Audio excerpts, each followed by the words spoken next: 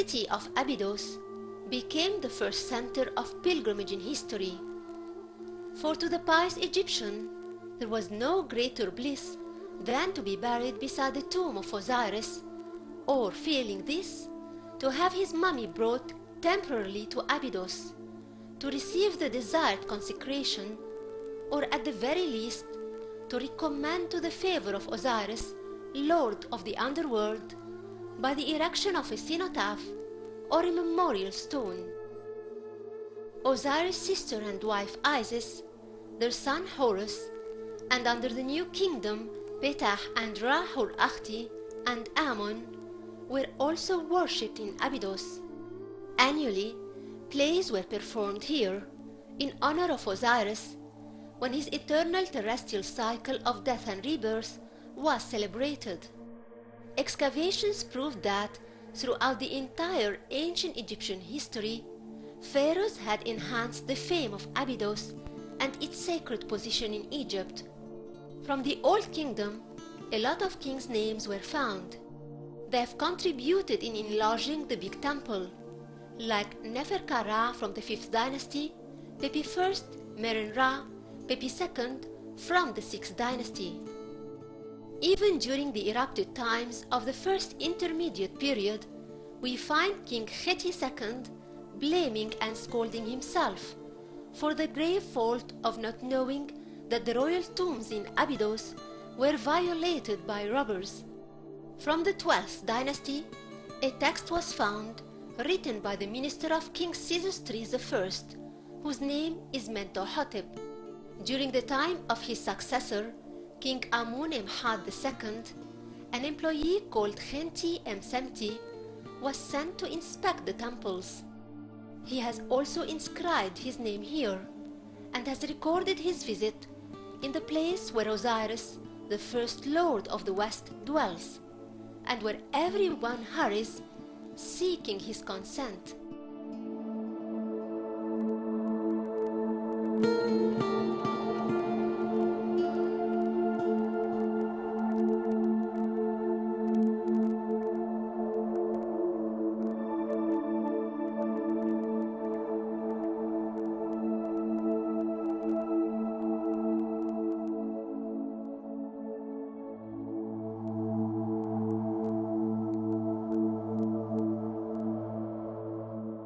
The famous warrior of the 12th dynasty, King Sesostris III, who ruled Egypt in 1878 BC, owns a famous pyramid in Dahshur, as well as a rock tomb here in Abydos, where his body might have remained for a while before being buried in his pyramid. He had sent 2 employees to adorn Abydos' temple with gold. Luckily, they both left records of their work.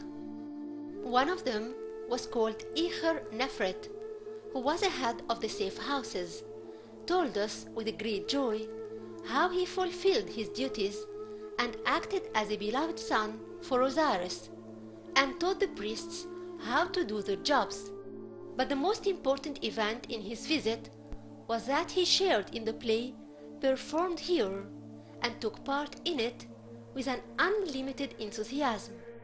His description of the various events in the play has contributed a lot in the study of the cult of Osiris. During the reign of the rest of the kings of the 12th dynasty, Abydos retained its sacred position. During the turbulence that happened in the second intermediate period in Egypt, the city of Abydos went through difficult times. We find King Neferhotep doing a full restoration to the statues and all the requirements of the cult of God Osiris. He was very enthusiastic, as he himself was a son of a priest. He had even participated himself in the play of pain that concerns Osiris. It was only natural for Abydos to have a part of the prosperity that overwhelmed Egypt after expelling the Hyksos and hence enlarging the country.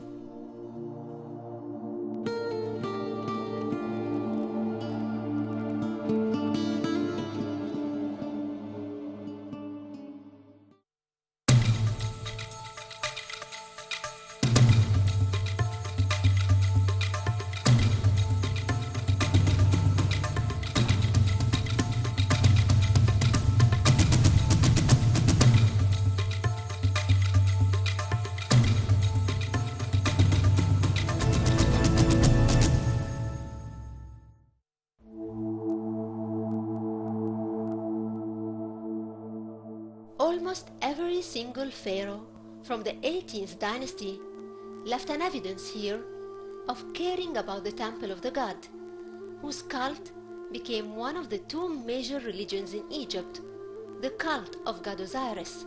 Amun-Ra acquired the first position, being the god of Thebes, the capital of the country. King Thutmose III in particular had done a great deal of restoration, and Thutmose IV entailed a vast area of land to the temple and maintained a continuous supply of animal sacrifices. By the beginning of the 19th dynasty, Abydos reached its peak of power and wealth. Kings Ramesses I, Seti I, and Ramesses II dedicated themselves to elevate Osiris' position in his great temple.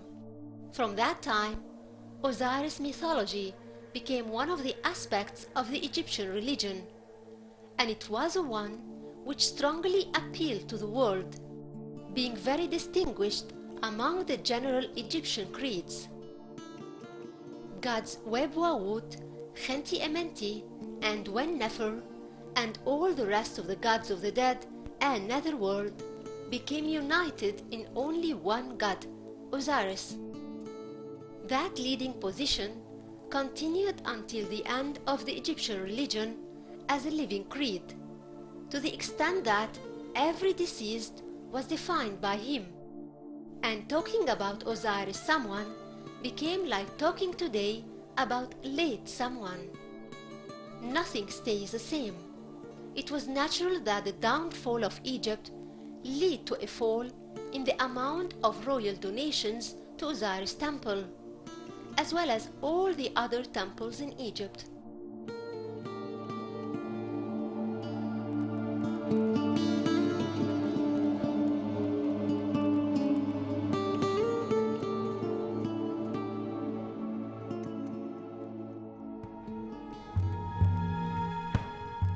In spite of the fact that King Ramesses III had done a lot of efforts in Abydos' temple, yet it seemed that during the reign of Amasis II in the 26th dynasty, the local governor usurped the possessions of the temple.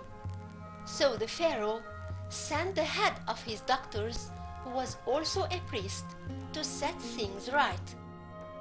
The well-accomplished doctor, called Bef-Nefti-Nit, tells us in a text inscribed on his statue, which is now in the Louvre Museum, how he achieved his task successfully and confiscated the aggressor's stolen possessions as a fulfillment of Osiris' wishes. The doctor didn't forget to end his work by participating in the play of pain, just like Ikher-Nefret had done 13 centuries before. In spite of the work done here by King Nectanebo I and II, the glory of Abydos was obliterated after the text of the doctor. The temples that once flourished in the greatest sacred place on earth were devastated, and the hidden royal tombs were violated. By the time the Romans ruled, Osiris' position faded away in the shadows of his wife, goddess Isis, whose popularity swept all other cults, including his. Nevertheless, he will always be remembered as a god who carved his way throughout the 3,000 years of civilization, and right from the beginning acquired a main and beloved position in the heart of the people, and his temple here in Abydos was the first pilgrimage center on earth.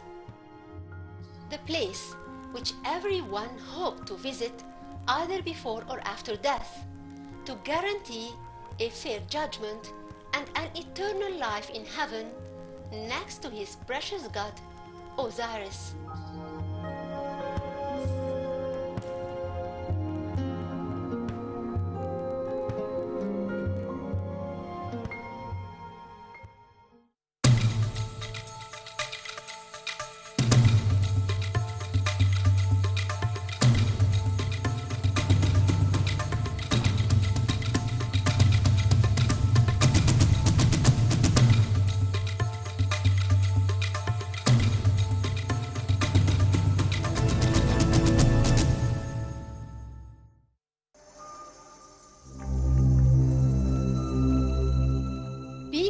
man of the house, god Osiris, owns a sanctuary that lies next to the central sanctuary of god Ammon, the sun god, in Abydos temple, and enjoys a very wide space which Ammon himself doesn't have.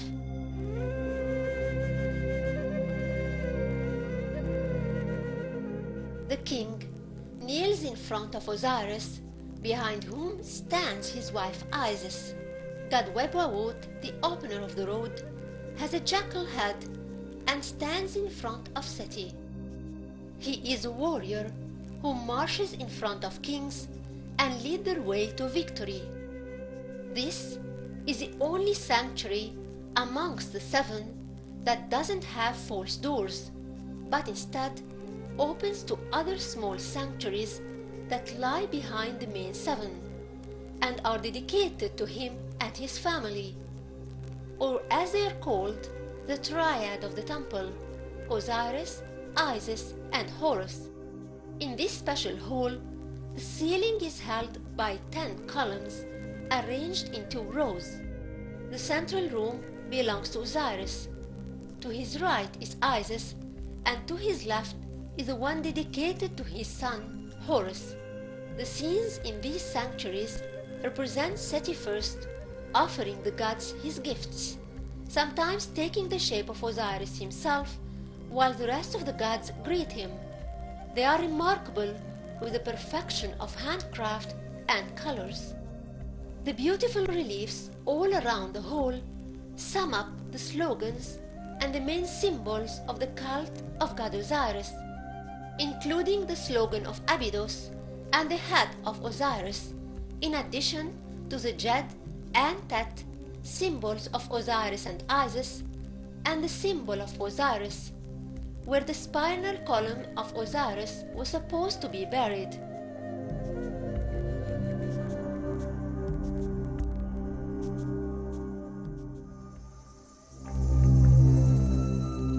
The entrance of Abydos temple is in the northeast, but the pylon is completely destroyed, as well as the first court, but some stones still exist in its southeast corner. They bear reliefs of King Ramesses II in his wars and victories. At the end of the court is an ascending aisle that leads to one line of pillars, which had stood once upon a time in front of the pylon that had 3 openings that lead to the second court. That one is destroyed too, but lesser than the first one. The standing walls still have reliefs that represent King Ramesses II, the one who has built the outer section of the temple when he added to his late father's constructions.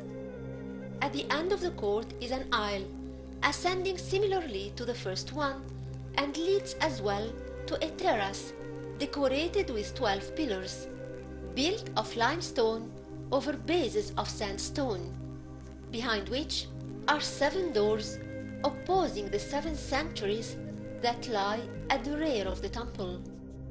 King Ramesses closed 6 of them, leaving the central one as a main entrance to the inner parts of the temple.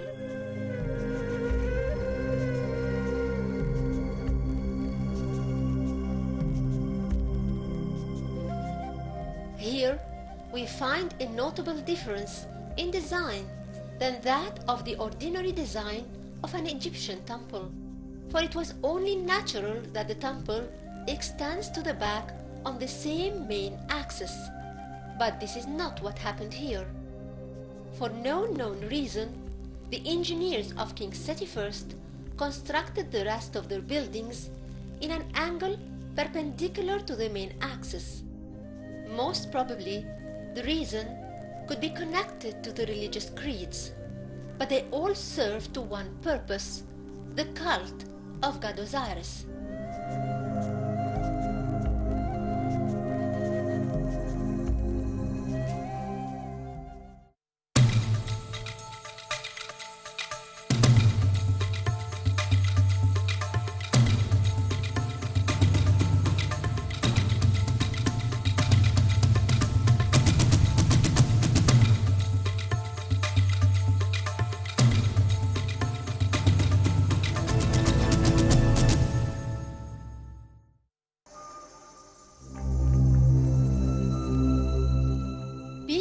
of the house, god Osiris, owns a sanctuary that lies next to the central sanctuary of god Ammon, the sun god, in Abydos temple, and enjoys a very wide space which Ammon himself doesn't have.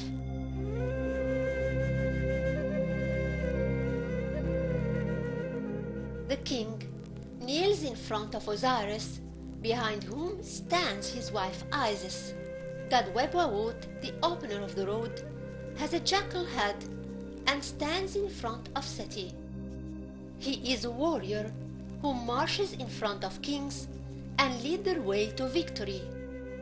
This is the only sanctuary amongst the 7 that doesn't have false doors, but instead opens to other small sanctuaries that lie behind the main 7 and are dedicated to him and his family, or as they are called, the triad of the temple: Osiris, Isis, and Horus.